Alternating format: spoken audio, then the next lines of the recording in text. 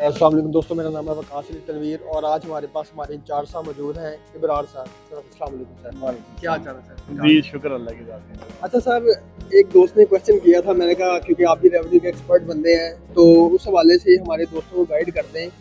कि अगर एक बंदे का जो है वो स्टे जो है वो तकरीबन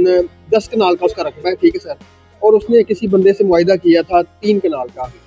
तो वो किसी पर्पज़ मतलब किसी वजह से वो मुआहिदा उनका नहीं हो सका, तो मतलब उसने जाके दूसरे बंदे जिसको उन्होंने सेल किया था उसने जाके स्टे ले ली है कि भाई मैंने 3 कनाल का रकबा इस बंदे से परचेज किया था, तो ये बंदा मेरा ट्रांसफ़र नहीं कर रहा।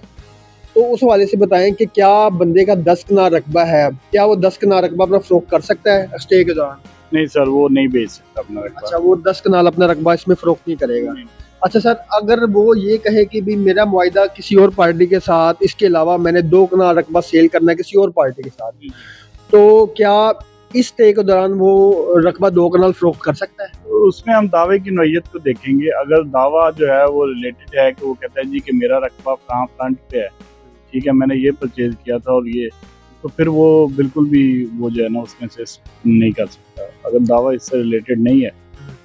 ठीक है, तो वो सिंपल ये है कि इसमें से 2 कनाल रकबा मैंने लेना है, तो फिर वो कर सकता है। अच्छा दोस्तों, इसमें मैं आपको थोड़ा सा गाइड कर दूं कि एक फॉर एग्जांपल एक बंदे का 10 कनाल रकबा है और उसमें उसने 3 कनाल का किसी से मुआहिदा किया था और वो 3 कनाल का जिससे मुआहिदा किया था वो जाके किसी भी कोर्ट से स्टे ले आया है, तो हम क्या करते हैं, जो भी रेवेन्यू ऑफिसर होता है या जो भी रेवेन्यू का अमला होता है वो जो है वो 3 कनाल का जो है स्टे ऊपर इम्पैक्ट लगा देगा, बाकी इसका जो 7 कनाल रकबा होगा वो रिलीज ही रहेगा। मतलब कि वो 7 कनाल जो रकबा है तो उसको अगर वो फ़रोख्त करना चाहता है तो वो किसी भी पार्टी से मुआहिदा करके अपना उसमें से 7 कनाल जो है रकबा, चाहे 7 कनाल कर ले, चाहे 2 कनाल कर ले, चाहे 3 कनाल कर ले, चाहे 5 कनाल कर ले, 7 कनाल तक वो फ़रोख्त कर सकता है। 3 कनाल को वो फ़रोख्त नहीं कर सकता, मतलब जब तक वो उसका केस का कोई डिसीजन नहीं हो जाता उस वक्त तक वो रकबा वहाँ पे मौजूद ही रहेगा, और जब तक वो जब फैसला हो जाएगा फिर जो फैसला होगा उसके मुताबिक वो 3 कनाल का जो है रकबा अगर तो ट्रांसफ़र होगा, अगर वो स्टे ख़त्म होता है तो स्टे ख़त्म हो जाएगा।